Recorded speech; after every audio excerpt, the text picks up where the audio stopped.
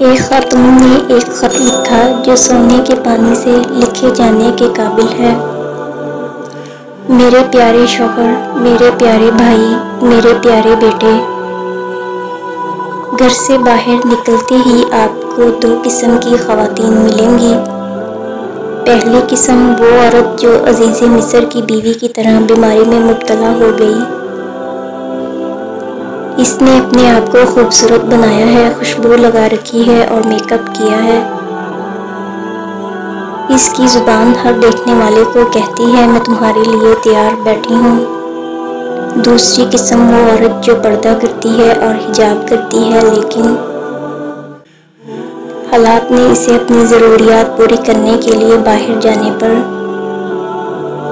مجبور کر دیا، اور وہ زبان سے گویا حضرت شعیب علیہ السلام کی بیٹیوں کی طرح یہ کہتی ہے جب تک چرواہے چلے نہ جائیں ہم اپنی بکریوں کو پانی نہیں پلائیں گی، اور ہمارا باپ بوڑھا ہے۔ پہلی قسم کی عورت کے ساتھ یوسف علیہ السلام کی طرح برتاؤ کرو، اپنی نگاہیں نیچی رکھو اور ان سے کہو خدا کی پناہ، اور دوسری قسم کی عورت کے ساتھ موسیٰ علیہ السلام جیسا برتاؤ کرو، شائستگی سے مدد کرو اور اپنا راستہ لو۔ قرآن فرماتا ہے اور انہوں نے ان بکریوں کو پانی پلایا اور پھر سائے میں چلے گئے۔